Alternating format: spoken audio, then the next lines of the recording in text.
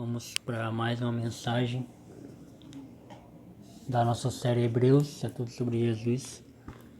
Vocês já perceberam que todo catecismo tem a ver com mensagem? É incrível, né? Não é proposital, simplesmente acontece. Hebreus 7. Hoje eu vou pedir a leitura compartilhada de vocês. Com a garganta um pouco secada. Vou fazer assim. Todo mundo achou Hebreus 7? Vamos lá. Esse Melquisedeque, rei de Salém e sacerdote do Deus Altíssimo, encontrou-se com Abraão quando este voltava, depois de derrotar os reis, e o abençoou. Abraão lhe deu a 10ª parte do que ele havia tomado dos seus inimigos.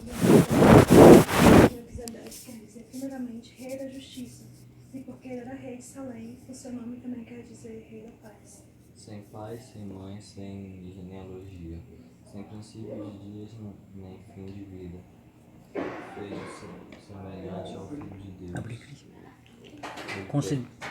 E permanece para sempre. Considere a grandeza desse homem, até mesmo o patriarca Abraão lhe deu o dízimo dos despojos. 5. Conforme a lei de Moisés, os sacerdotes, que não são descendentes de Levi, têm a obrigação de receber do povo a 10ª parte de tudo.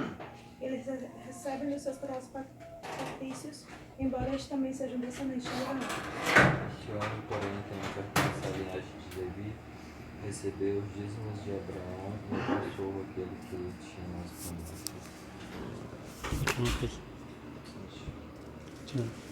Não há dúvida de que aquele que abençoa é mais importante do que aquele que é abençoado. No primeiro caso, quem recebeu o dízimo são homens mortais. No outro caso, é aquele de quem se declara que vive. Pode-se até dizer que Levi, que recebe o dízimo, entregou-os por meio de Abraão. Pois Levi não tinha nascido, e por assim dizer, ainda estava no corpo do seu antepassado Abraão, quando este se encontrou com Melquisedeque. Se fosse possível alcançar a perfeição por meio do sacerdotismo levítico, pois em sua vigência o povo recebeu a lei, porque haveria ainda necessidade de se levantar outro sacerdote, segundo a ordem de Melquisedeque, e não de Arão. Continua, Cris. Pois quando se muda o sacerdócio, a lei também precisa ser mudada. Aquele de quem se diz carteira pertence a outra tribo, de qual ninguém jamais havia servido diante do altar. 13. 14. Pois é evidente que o nosso Senhor, descendente de Judá, tribo da qual Moisés nada fala contra o sacerdócio. E tudo isso se torna bem mais claro, pois surgiu um sacerdote diferente, parecido com Melquisedeque. Alguém que se tornou sacerdote, não por regras relativas à linhagem, mas segundo ao poder de uma vida indestrutível. Pois sobre ele é afirmado, tu és sacerdote para sempre, segundo a ordem de Melquisedeque. Assim, a regra antiga foi anulada porque era fraca e inútil. Pois a lei não havia aperfeiçoado coisa alguma, sendo introduzida uma esperança superior, pela qual nós aproximamos de Deus. Além disso, há o juramento de Deus. Não houve juramento quando os outros se tornaram sacerdotes. 21. Mas ele se tornou sacerdote com juramento, quando Deus lhe disse: o Senhor jurou e não se arrependerá. Tu és sacerdote para sempre. Jesus tornou-se por isso mesmo a garantia de uma aliança superior. Há ainda outra diferença. Os outros sacerdotes foram muitos porque morriam e não podiam continuar seu trabalho. Mas visto que vive para sempre, Jesus tem um sacerdote permanente. 13. E por isso ele pode, hoje e sempre, salvar as pessoas que vão a Deus por meio dele, porque Jesus vive para sempre, a fim de pedir a Deus em favor delas. É de um sumo sacerdote como este que precisamos, santo, inculpável, puro, separado dos pecados, exalto acima dos céus. Ele não é como os outros grandes sacerdotes. Não precisa oferecer sacrifício todos os dias, primeiro pelos seus próprios pecados, depois pelos pecados do povo. Ele ofereceu um sacrifício uma vez por todas, quando ofereceu a si mesmo. Pois a lei constituiu sumos sacerdotes a homens que têm fraquezas, mas o juramento que veio depois da lei constituiu o Filho perfeito para sempre. Amém. Meu celular tá horrível. O tema de hoje, gente, é o sacerdócio de Cristo, sua graça salvífica. Sacerdócio de Cristo, sua graça salvífica, para quem tá anotando.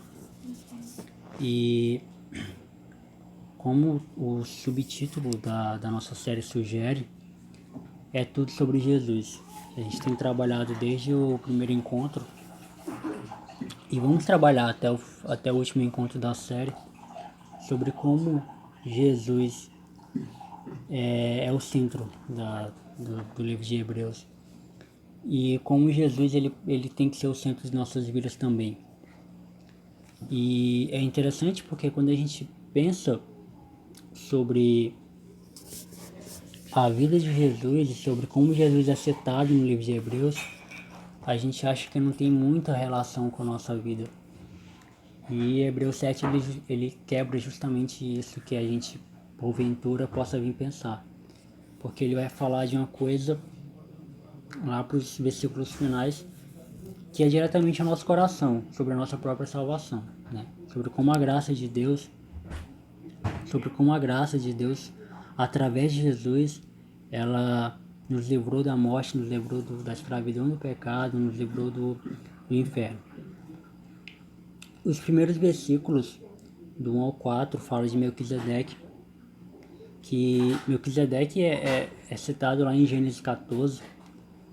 Quem pode abrir lá Gênesis 14 pra gente? Gênesis 14, do 18 ao 24. Como um sacerdote.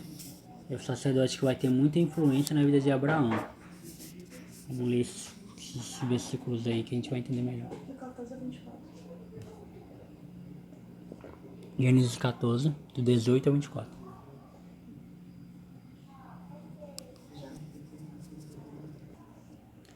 Isso não faz sentido, porque a gente não entende como que alguém pode viver para Jesus, pode viver conforme Jesus e não ter o seu coração entregue a Ele totalmente. Então, vamos lá para os versículos 5, 6, 7, 8, 9, 10. Eu vou ler aqui. Só acompanha aí, viu? E os que dentre os filhos de Levi recebem o sacerdócio têm ordem, segundo a lei, de tomar o dízimo do povo, isto é, seus irmãos, ainda que tenham descendido de Abraão. Mas aquele cuja genealogia não é contada entre eles tomou o dízimo de Abraão e abençoou o que tinha as promessas.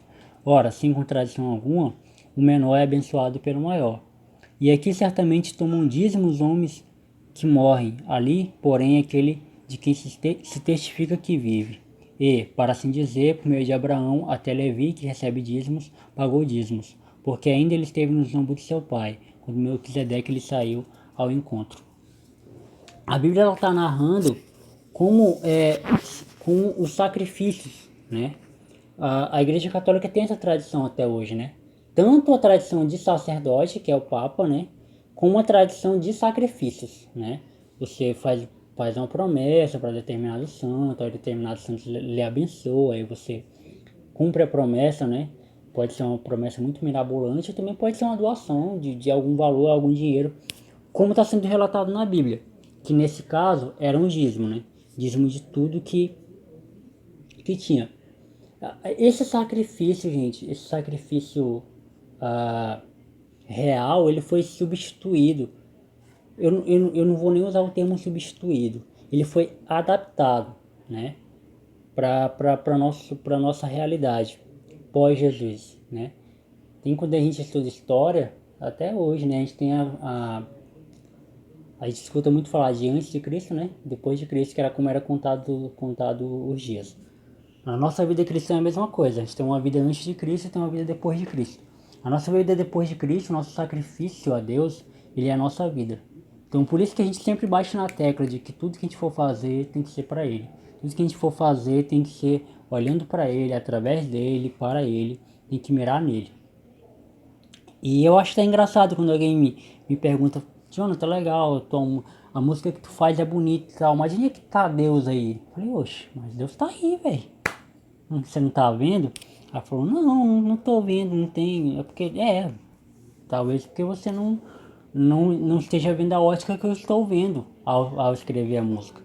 Então o que acontece é o seguinte, toda a nossa vida, ela precisa refletir Jesus. Toda a nossa vida ela precisa conversar para que Jesus seja o centro. Então esse sacrifício que outrora era o dízimo, que outrora era entregar alguma coisa como sacrifício, porque é isso que o sacerdote faz. O sacerdote ele estipula o que vai ser entregue de sacrifício, né? O sacrifício vai ser, sei lá, queimar uma ovelha, queimar um porco, um boi, beleza. O sacrifício de Jesus, ele quer a nossa vida como adoração.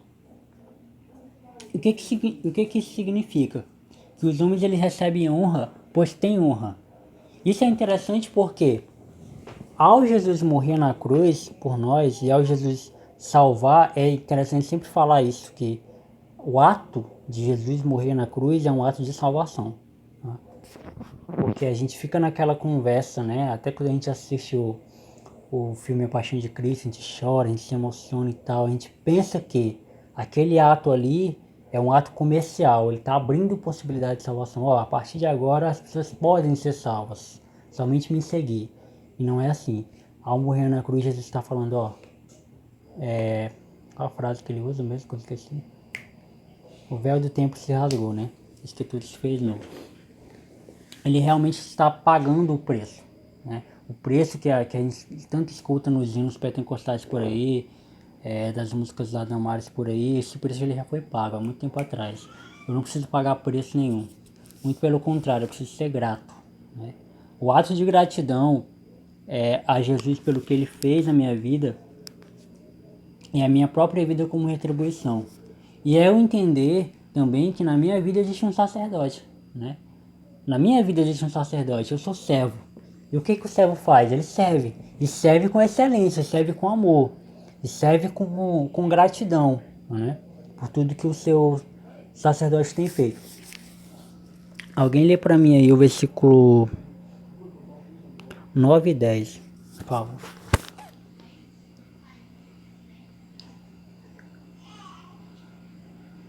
Pode-se até dizer que Levi, que recebe o dízimo, entregou-os por meio de Abraão. Pois quando Melquisedeque se encontrou com Abraão, Levi ainda estava no corpo do seu antepassado. Então, o que ele está querendo dizer com isso? A descendência, né, de Abraão.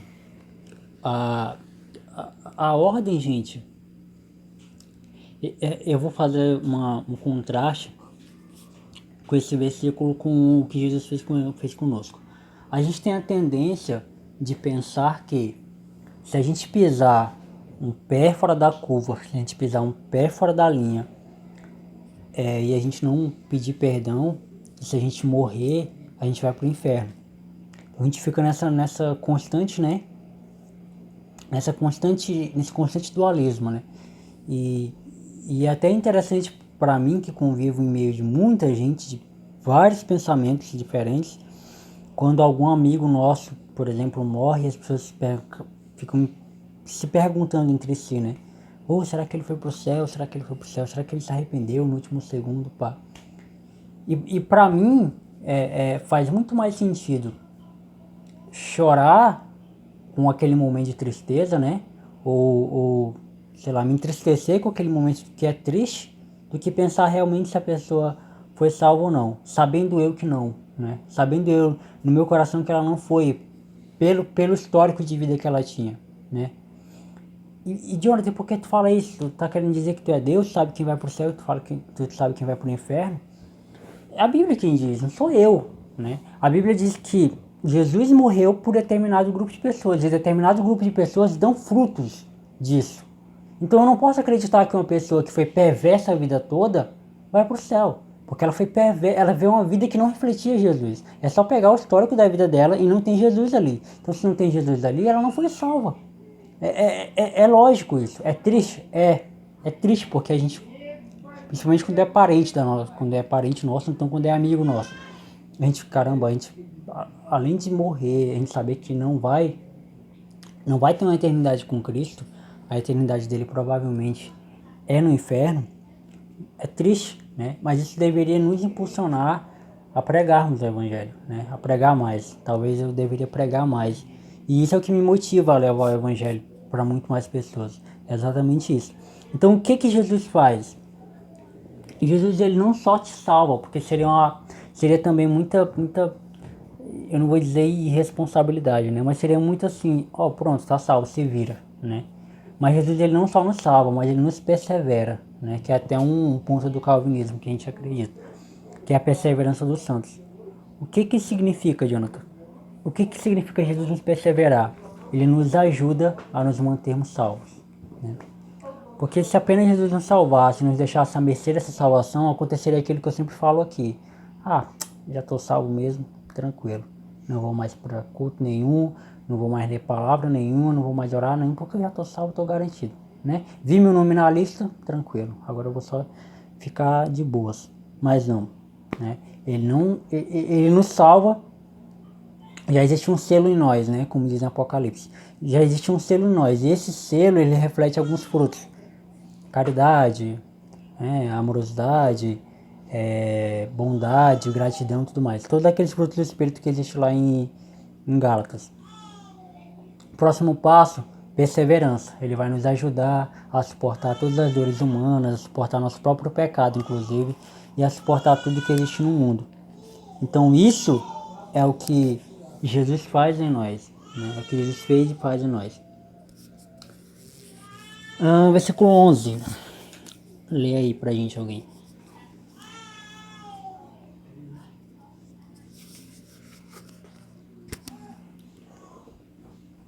Se os sacerdotes judaicos e suas leis fossem capazes de nos salvar, porque Deus precisou mandar Cristo como sacerdote da mesma ordem de Melquisedeque, em vez de mandar alguém da ordem de Arão, a ordem à qual pertenciam todos os outros sacerdotes. Então, essa é uma pergunta que vai ser respondida no versículo 12, logo 12 aí. E quando se muda o sacerdócio, a lei também muda. 13. Ora, aquele de quem que dizem estas coisas pertencia a outra tribo, e nenhum membro dessa tribo jamais serviu como sacerdote. 14.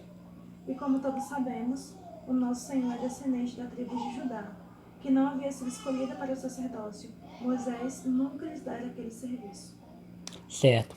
Por que Jesus precisou morrer, já que já existia um sacerdócio, já que existia uma descendência, já que existia toda uma sequência lógica, né?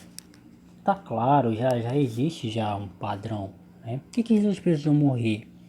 E aí o versículo 12 ele é perfeito, né? Porque mudando o sacerdócio, necessariamente também se faz, precisa mudar a lei, né? Porque aquele de quem essas coisas se dizem pertence a outra tribo, da qual ninguém serviu ao altar. Isso se manifesta que nosso Senhor procedeu de Judá, e concernente a essa tribo nunca Moisés falou de sacerdócio.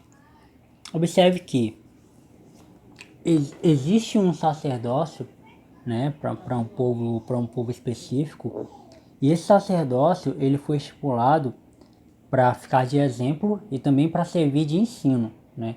A lei, gente, não é que a lei para nós ela não serve mais, serve, porém ela mudou o sentido. A lei no Antigo Testamento servia como base de vida, né? Como base para viver. Hoje não. Hoje a lei serve como base de ensino. Ela é um conteúdo didático, né? A lei serve para a gente aprender sobre determinadas coisas. Por exemplo, leis do Antigo Testamento que servia para aquele povo específico e hoje não nos serve mais, bem específicas, por exemplo, barba, cortar o cabelo e outras leis nesse sentido. Significa que hoje essas leis não servem mais? Não, não totalmente, porque a gente ainda precisa ser cuidadoso. O homem ainda precisa ser zeloso com o seu corpo. Ainda precisa manter o cabelo cortado. Enfim, mudou só o sentido, sabe? Não é que é pecado agora ter barba ou então raspar a barba, ter cabelo ou cortar o cabelo. Não é que hoje é pecado. Não. Mas hoje serve de zelo e serve de ensino para nós. Em Atos lá tem explicado isso de forma bem resumida, né? o nosso corpo é templo do Espírito Santo. Então ele precisa ser cuidado, precisa ser... E uma outra coisa interessante, gente, sobre esse versículo, essa passagem de que o nosso corpo é templo do Espírito Santo, é exatamente para nós termos cuidado com muitas outras coisas em relação a como nos comportamos, como falamos, como agimos e tudo mais. E foi uma pergunta que até que eu tive que responder nessa semana de uma amiga minha sobre sexo antes ou fora do casamento, né? Ela perguntou pra mim, então se eu fizer, eu vou ter que casar com a pessoa, ou se eu fizer, eu vou ter que, eu tenho que me desviar totalmente, tenho que me sujar totalmente. E sempre que alguém me faz perguntas relacionadas a determinadas coisas culturais, eu gosto de fazer comparações, né? Aí eu perguntei pra ela, falei, bom, suponhamos que certa vez, certo dia na sua vida, você o que? Deixa eu pegar um exemplo. Você exagerou no remédio. Você toma um determinado remédio, você exagerou na dose do remédio. Você nunca mais vai tomar aquele remédio? Você precisa daquele remédio. Você nunca mais vai tomar aquele remédio porque um dia você exagerou? Ela disse, não. Então, são várias situações que eu poderia elencar aqui. Então, o fato de você tropeçar em determinada coisa que você não deveria ter tropeçado, não significa que você, através desse erro que você tropeçou, você nunca mais vai praticar aquilo, você nunca mais vai fazer aquilo. Eu já me fizeram essa pergunta em relação à cerveja. Jonathan, se um dia tu exagerar na dose, ficar bêbado, tu nunca mais vai beber? Eu falei, mano, se um dia eu sei lá, exagerar na pregação e falar merda, eu nunca mais vou pregar. Então exatamente isso. Não é questão de eu errar em determinada situação, eu nunca mais vou fazer aquilo. E é isso que a gente tem, e é esse problema que a gente tem em muitos pecados, né? Como eu já falei aqui algumas vezes. A igreja ela não tem maturidade, ela não tem sabedoria, ela não tem instrução, ela não tem paciência para ensinar para a igreja de que certas coisas que a gente que é cultural não é pecado. O que elas fazem? Proíbe, né? Não pode vir música do mundo e ponto. Mas não dá um texto bíblico, não dá uma base do porquê que não pode, simplesmente proíbe, né? Não pode beber cerveja, ponto. Não dá um texto bíblico, não dá uma base, simplesmente proíbe. Não pode vestir determinado tipo de roupa. E pronto. E é exatamente isso. Aquilo que o apóstolo Paulo fala, né? Tudo me é lícito, né? Tudo eu posso, né? Mas eu não vou me deixar dominar por nenhuma delas. Então foi o que eu falei para ela. Você não pode deixar com que esse seu ato pecaminoso seja algo constante e que você seja dominado por ele. Porque você casando com uma pessoa que você fez isso por mera irresponsabilidade, está gerando uma responsabilidade maior. Ou deixando de praticar isso no seu casamento, você está gerando uma responsabilidade maior, porque você está dizendo para você mesmo que a liberdade que Jesus te deu, você não sabe utilizar. Então você está sendo escrava da sua religião ou do seu pensamento religioso, que já é tema de uma outra pregação. Versículos 15 e 16, Rafael. O que acabamos de dizer fica ainda mais claro quando aparece outro sacerdote semelhante a Melquisedeque. Alguém que se tornou sacerdote, não por regras relativas à linhagem, mas segundo o poder de uma vida indestrutível. Que ele está falando de Jesus. Então tudo conspirou, gente, e conspira para que o nome de Jesus seja glorificado. Desde a criação, né? Desde quando Deus faz o primeiro homem, faz as coisas, faz os animais, cria os seres humanos, as genealogias, todas as coisas elas conspiram para que o nome de Jesus seja glorificado. E Jonathan, tá falando de muita coisa que não tem nada a ver com a minha vida, agora que vai chegar a relação com a sua vida. Às vezes a gente entra em situações e entra em ocasiões da vida que elas têm tudo a ver com a nossa vida, tem tudo a ver com o nosso estilo de vida. A gente faz testes vocacionais, a gente caramba, isso aqui tem tudo a ver comigo, isso aqui combina comigo, a gente faz um plano de vida, a gente faz metas de vida que tem tudo a ver conosco, né? esquecendo que quem deve reinar na nossa vida, quem deve aparecer na nossa vida não somos nós, é Jesus. E tudo tem que conspirar para que o nome dele seja glorificado. Tudo tem que conspirar para que ele seja o centro da nossa vida. A gente precisa ter muito cuidado com a idolatria de nós mesmos, gente. Isso é um pecado, inclusive, desse século, né? A resposta para um caos urbano, estrutural que a gente tem vivido, a resposta para um caos de pessoas cada vez mais doentes é Jesus, né? A gente tem vivido a idolatria de nós mesmos. A gente tem tentado dar respostas para nós mesmos, né? Nós temos colocado nós mesmos em um pedestal. A gente tem a resposta, inclusive, para o feminismo, para movimentos sociais que têm se levantado, é Jesus. As pessoas têm colocado, elas não são felizes com elas mesmas, né? E é óbvio que não. E é óbvio que a gente não é feliz com nós mesmos.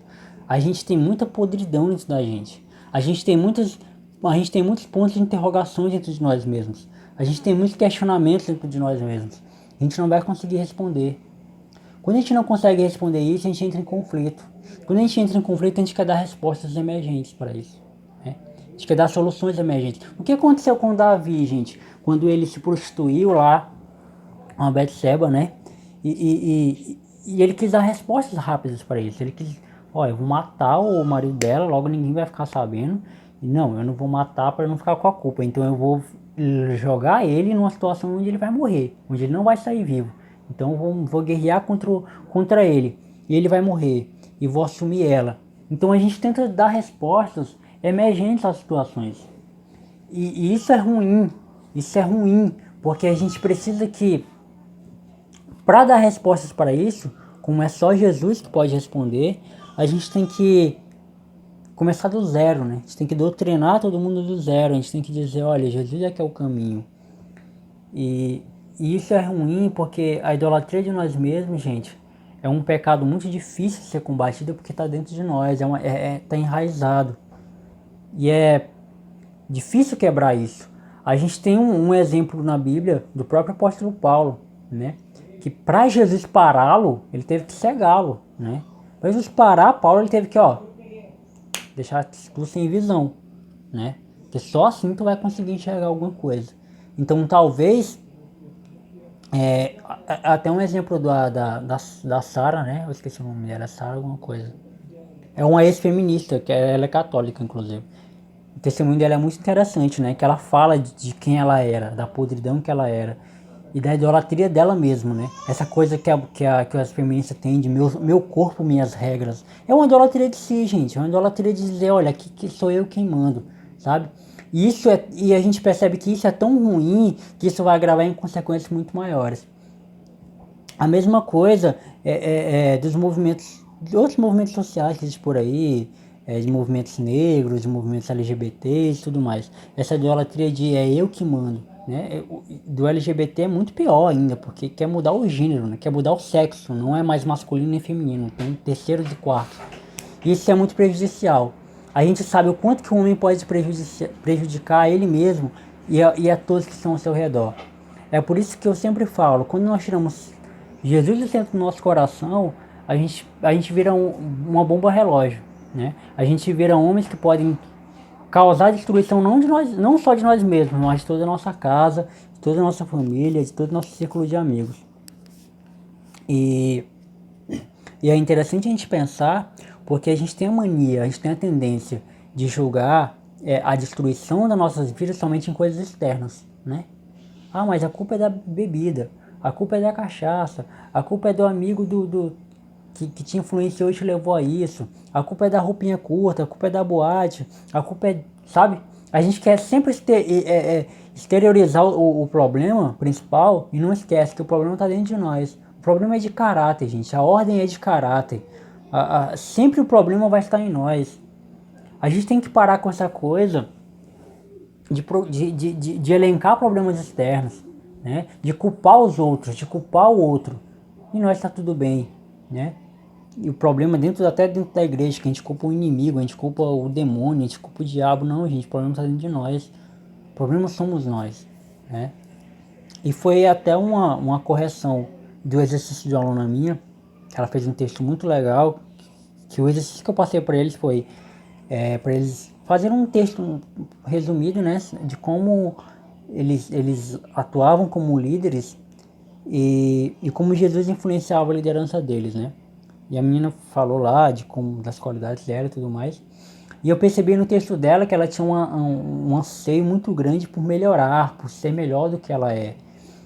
Querendo ser melhor, queria ser melhor, queria ser melhor. E eu falei, olha, é muito legal essa tua atitude. Porém, toma cuidado para esse negócio de se superar, porque você não precisa se superar. Você precisa superar o pecado que há em você. Não esqueça que dentro de você existe um pecado. Dentro de você existe uma perversidade. Né? Então a questão não é se superar, porque isso Jesus já fez por você, Jesus já te superou. Jesus venceu, morreu na cruz justamente para te superar, para superar o homem que existe em nós. Você precisa superar o seu pecado, que ele sim ainda habita em você, porque ele sim ainda te escraviza. Foi uma dica que ela abraçou muito bem, graças a Deus. Versículos 17, 18 e 19, Cris. Porque as Escrituras falam o seguinte a respeito dele: você é para sempre sacerdote da ordem de Melquisedeque. Assim, o antigo sistema de sacerdócio baseado no parentesco foi cancelado, porque era fraco e inútil para salvar o povo. A lei nunca tornou ninguém realmente justo para com Deus. Agora, porém, temos a esperança superior pela qual podemos aproximar-nos dele. Então, Jesus ele é o cumprimento de toda a lei, né? Jesus ele é o único que consegue cumprir a lei, né? A lei, gente, a qual o sacerdócio ele estipula, ela é impossível de ser cumprida. É impossível de cumprir os 10 mandamentos. Os 10 mandamentos ele é impossível de ser cumprido. Ele não foi nos dado para ser cumprido, gente, na verdade.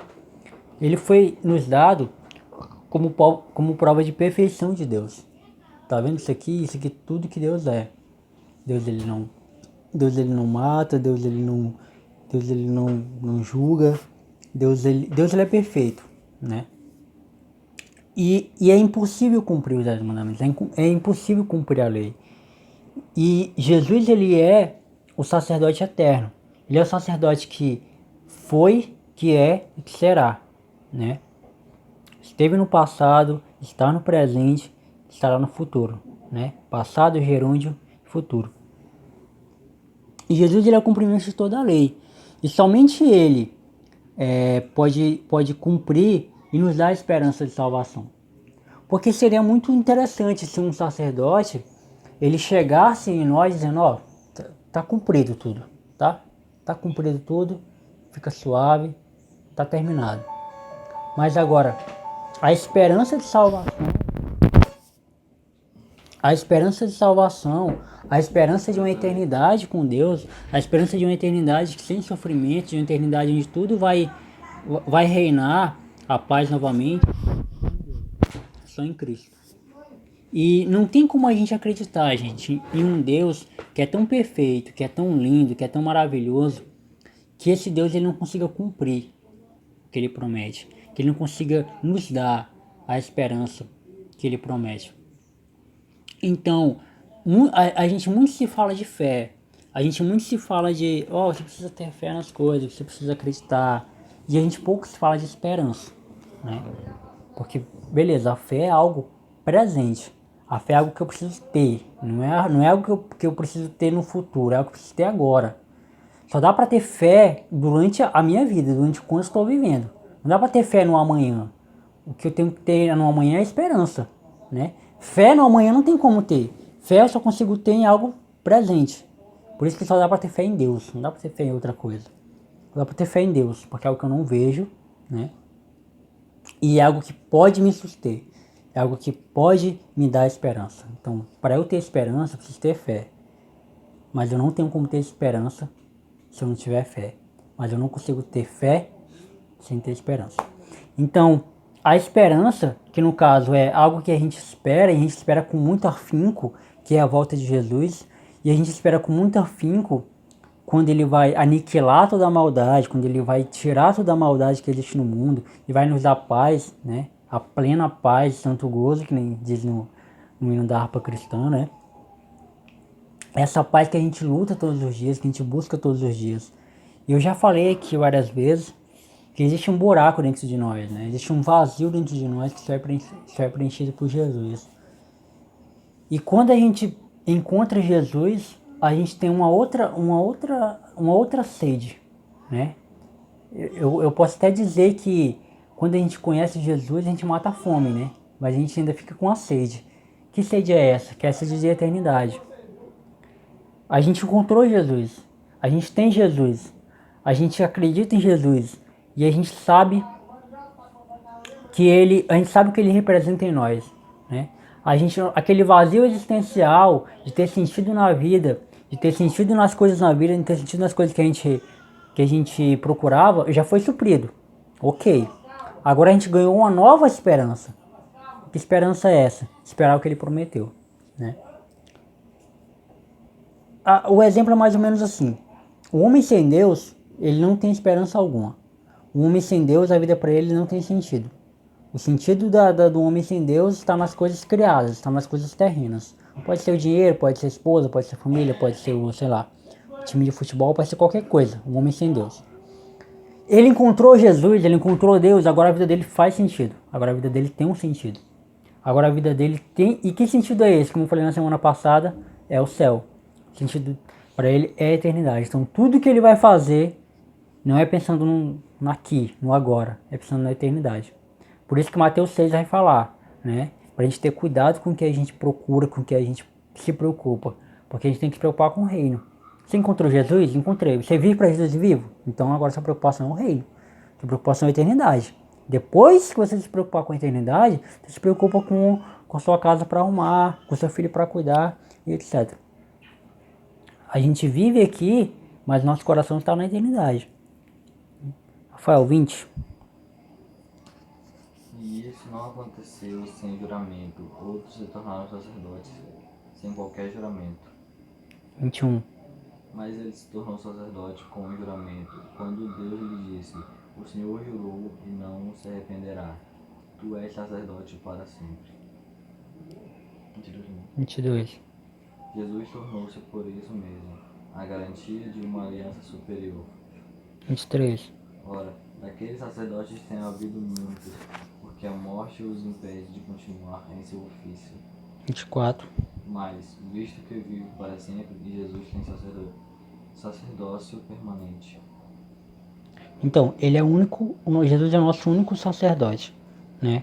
É o único que permanece eternamente. Ele tem um sacerdócio perpétuo, ele vai ser para sempre.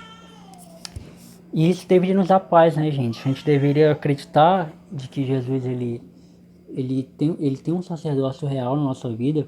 Ele será para sempre, não vai haver troca de comandos em nós, né?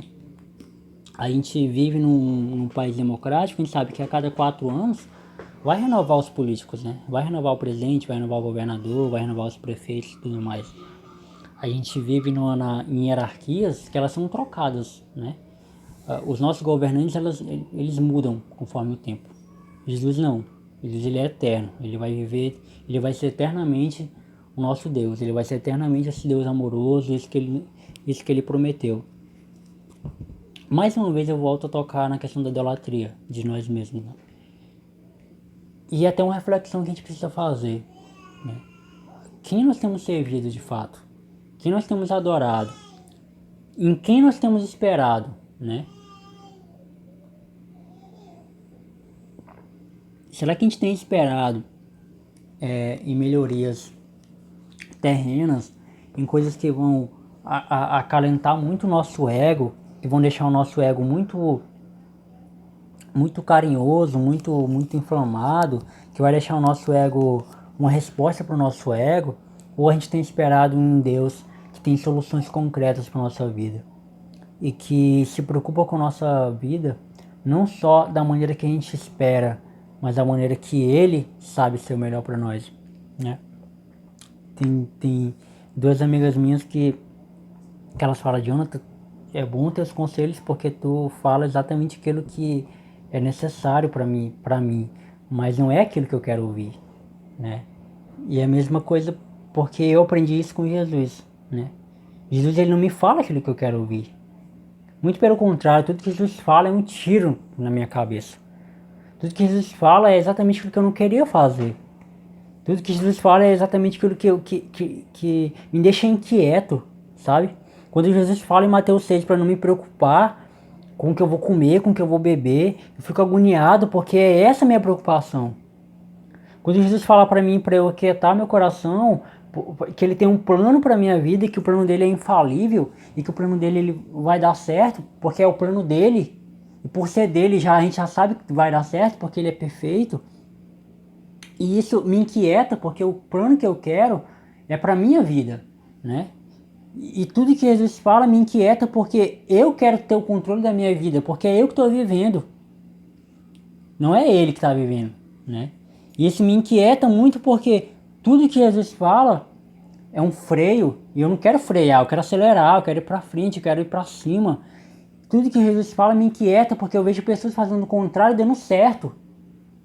E eu tô fazendo o que ele quer pra mim e tá dando errado, isso me frustra. E aí é onde começa a pensar, aí é onde a gente começa a pensar, será que realmente o nosso sacerdote, esse nosso sacerdote real, ele realmente ele faz sentido para nossas vidas? A gente já deveria ser uma reflexão, uma autoanálise para nós. Será que realmente faz sentido viver com base nesse sacerdote que nos pede coisas que nós não queremos fazer? E aí a gente reflete um pouco. Onde nossas atitudes, onde nossas escolhas iriam nos levar? Né? Você tira Jesus da sua vida e bota esses seus planos mirabolantes em prática. Onde isso vai te levar? Eu te respondo, isso vai te levar para o inferno. Porque, gente, não se trata de um ano, não se trata de um mês, não se trata de algumas semanas da sua vida. Se trata de uma eternidade. Jesus ele está te preparando para uma eternidade. E a gente, muitas vezes nos nossos discursos, nas nossas pregações, a gente esquece de falar isso, né? Isso até é uma culpa minha que eu faço. Muitas vezes a gente prega coisas terrenas, a gente prega coisas de um mês, a gente prega coisas de uma semana. Óbvio que a pregação de domingo ela tem que ser para sua semana, né? Você tem que passar o domingo, a segunda, a terça, a quarta, a quinta, a sexta, sábado, até o próximo Adoração Livre renovado, né? Anota a palavra, escuta a palavra durante a semana no YouTube, reflete, aplica isso na tua vida, beleza. Mas o que Jesus fala de Gênesis e Apocalipse é para nossa eternidade com ele, né? Quando Jesus fala para a gente se preocupar com o reino, ele está dizendo que o reino é muito mais importante que essa sua vida transitória. Eu não te escolhi, eu não morri na cruz para você viver 38 anos e morrer, para você viver 48 anos e morrer, para você viver no máximo, sei lá, 80 anos, ficar velhinho e morrer. Essa não é a vida medíocre que eu sonhei para ti. Essa não é essa vida de sofrimento, essa vida de doença, essa vida de fragilidade, essa vida onde você vai precisar ir para academia, para precisar baixar o peso, você vai precisar viver de estética, viver de aparência, deixando o currículo em lugar, sendo reprovado e sendo humilhado por professor para passar numa faculdade e concorrendo a muitas vagas para passar no concurso. Não é essa vida que eu sonhei para ti. E pagando um carro 90 mil meses aí para poder ter um carro, para poder ter uma casa. Não é essa vida que ele sonhou para nós. Não é essa vida que ele quer para nós. Isso não significa, gente, que você não vai lutar para ter uma vida boa aqui na Terra. Mas isso significa que não vai ser por isso que você vai doar a sua vida. Não vai ser por isso que você vai morrer. Não vai ser por isso que você vai viver constantemente como se fosse a última coisa da sua vida. Porque, gente, lembrem, a última coisa da sua vida tem que ser Jesus. E a primeira também. E é por isso que esse sacerdote faz sentido. Porque Melquisedeque morreu, ninguém lembra de Melquisedeque. Se a gente não estivesse pregando hoje Hebreus 7, a gente nem lembrava que Melquisedeque existia. Mas Jesus a gente lembra. Porque Jesus ele tem um sentido na nossa vida que outras pessoas não têm. Jesus tem um sentido na nossa vida que ninguém vai ter, que ninguém mais vai ter.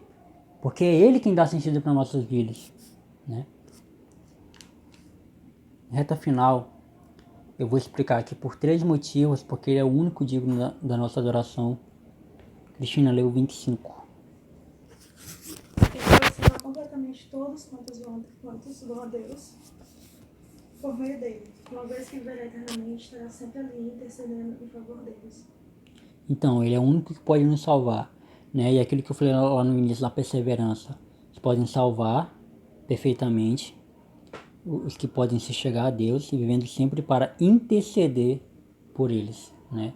Então Jesus, ele não só nos salva, ele não só morre na cruz pelos nossos pecados, mas ele também intercede por nós. Ele está na nossa frente, né, nos guiando. Rafael 27.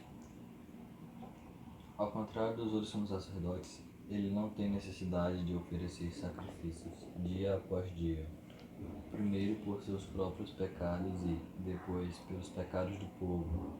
E ele fez isso de uma vez por todas, quando a si mesmo se ofereceu. Então, gente, aquilo que eu falei no início, a gente não precisa ficar pagando preço. Não precisa ficar pagando preço para que as coisas deem certo, para que Deus ele possa olhar para a gente, nos abençoar, fazer uma campanha de oração, jejum. O que acontece, gente, e até um ponto interessante para o seu devocional, eu não sei como é que é a sua relação com Deus, eu não sei quantas vezes você ora por dia, quantas vezes você lê a Bíblia, isso também não me interessa. O que eu quero que você entenda é que quando você não ora, quando você não lê a Bíblia e a sua vida espiritual fica fraquinha, né, e você começa a pecar constantemente, você começa a perder o freio da sua vida, você começa a ver uma vida desenfreada, isso não significa que Deus está te castigando por você não estar orando ou por você não estar lendo a Bíblia. A questão é o inverso, é que você precisa dele. É que você precisa orar, é que você precisa ler a Bíblia, é que você precisa se alimentar dele. Então quando você não faz isso, o que que acontece? Você reina, né? É você que reina, você troca o seu Deus, né? O seu Deus ele sai de foco, né? Você não está se alimentando dele, você está se alimentando de você mesmo. E ao se alimentar de você mesmo, vai vir tudo isso aí, gente. É tudo que você prioriza, sabe? Ao trocar a leitura bíblica por qualquer outra coisa, você está priorizando você, é a sua escolha, é o que você quer. Ao priorizar outras coisas pela oração, você está dizendo que, ó, Deus, eu não vou me alimentar de entretenimentos aqui. Mais uma vez eu repito, não é errado você assistir filme, não é errado você se nutrir de entretenimento nenhum. O errado é você substituir, tá? É trocar o seu momento com Deus. E é aquilo que a gente sempre costuma dizer, né? O dia tem 24 horas, não é possível que você não consiga tirar 10 minutos para Deus, né? Para Deus, unicamente, exclusivamente. A gente tem a tendência de achar de que, ó, eu vou pegar o ônibus aqui e vou orando durante... Eu faço muito isso, né? Não é errado. Eu faço muito isso. As minhas melhores orações, elas foram feitas dentro do busão. Deitado minha cabecinha ali na janela e, ó, viagem todinha falando com Deus. Às vezes eu chego no terminal e eu tô orando. Mas a questão é que você precisa ter um momento exclusivamente para ele, dedicado a ele, dedicado exclusivamente a ele. Esse momento é o momento que eu vou fechar meu quarto e vou passar aqui 10, 15 minutos em oração. Eu vou passar 10 minutos, 15 minutos lendo a Bíblia. É o seu momento devocional, é o seu momento de oração a Deus. E a gente costuma achar que, olha, tá vendo? Não tá orando? Acontece isso. Não tá jejuando? Acontece isso. Não tá lendo a Bíblia? Acontece isso. É, exatamente. Mas não é porque Deus está te punindo. É porque você está se afastando dele. E ao se afastar dele, o seu homem interior, ele sai, né? Seu homem interior, ele aparece, né? Aí onde você chega para Deus e pede a sua parte, né? E quer ir embora. 28, Cris. No sistema antigo, mesmo os sumos sacerdotes eram homens fracos e pecadores que não podiam evitar praticar o mal. Porém, mais tarde, Deus, por seu juramento, nomeou seu Filho, que é perfeito para sempre. Ele é o único capaz de cumprir a lei, né? É o único capaz que... O único homem, a qual a gente, como a gente leu no catecismo, né? Ele cumpriu toda a lei. Ele precisou ser verdadeiramente um homem, né? Entendeu as fragilidades humanas e, como um homem, ele não pecou, né? Ou seja, é bem um tapa na nossa cara, né? Viu como dá para viver sendo um homem sem pecar? Viu como o pecado foi uma escolha do ser humano? E é por isso que vocês não podem ter o livre-arbítrio, porque se eu desse livre-arbítrio para vocês, nenhum seria salvo. É por isso que eu precisei morrer por vocês, né? E para concluir, gente, a mensagem de hoje, a gente precisa extrair do livro de Hebreus, né? Eu Eu já coloquei como meta pessoal. Você pode até pegar como exemplo que quando acabar essa série, ou seja, quando acabar essa série vai acabar o nosso ano, né, da adoração livre. Eu vou meditar no livro de Hebreus até começar a adoração livre 2020. Eu vou separá-lo, eu não sei como é que eu vou dividir, mas eu vou dividir os versículos e vou fazer a leitura como um devocional para mim. Porque Hebreus fala muito de Jesus, né? A gente pensa que só quem fala de Jesus são os evangelhos, mas Hebreus fala muito de Jesus. E é importante a gente entender, gente, o quanto que nós temos falado de Jesus, né? Porque realmente a boca fala que o coração está cheio. Então, se você tem falado muito de Jesus, é porque o seu coração está cheio dele. Se você tem falado pouco de Jesus, é porque o seu coração não está cheio dele, né? Então, falar de Jesus, a gente só fala de Jesus quando a gente vive ele dentro do nosso coração, quando ele está dentro do nosso coração. E não só isso. Quando Jesus está dentro do nosso coração, ele tem feito mudanças, né? E ele tem trabalhado na nossa vida. E ele tem feito mudanças no nosso caráter. Ele tem trabalhado no nosso coração em relação a isso. Lembrem que a principal mudança que Jesus faz em nós, além do nosso coração, além de fazer aquela cirurgia divina, que é de trocar o coração de pedra por um coração de carne, é uma mudança de caráter, né? Se você está há 2, 3, 4 anos no Evangelho e ainda continua com o seu mesmo caráter medíocre, caráter egoísta, né? Seu caráter de menino mimado, menina mimada, você tem que rever a sua vida cristã, né? Você tem que rever o que de fato você tem feito para Deus, porque o seu caráter precisa ser mudado, você precisa ser mudado. Zaqueu, em uma tarde com Deus, em uma tarde com Jesus, ele reconheceu que tinha feito muita coisa errada, né? E tomou uma atitude, né? Ele repôs, ele devolveu tudo aquilo que ele tinha roubado em dobro, né? Então talvez o que a gente precisa fazer, gente, é rever que o nosso caráter realmente está em parâmetro com Jesus. E se a gente rever, a gente precisa rever e voltar atrás e talvez corrigir com o irmãozinho lá atrás que a gente fez merda com ele e pedir perdão para a mãe, para o pai, para os irmãos, para quem quer que seja, porque talvez o caráter que você tenha demonstrado para essas pessoas não seja um caráter de Jesus, não seja um caráter de alguém que conheceu Jesus, né? Então não só faz sentido ter Jesus na vida, mas também como faz muito sentido ter o seu caráter mudado. E você precisa mudar o seu caráter e ter o seu caráter em relação a Jesus, porque senão a gente vai virar aqueles religiosos que a gente tanto critica, né? Aqueles religiosos que a gente tanto não quer ser parecido, né? Mas a gente já vai acabar sendo, porque a gente quer ter o que Jesus fez de bom para nós, mas a gente não quer fazer de bom aquilo que Jesus plantou em nós. Amém?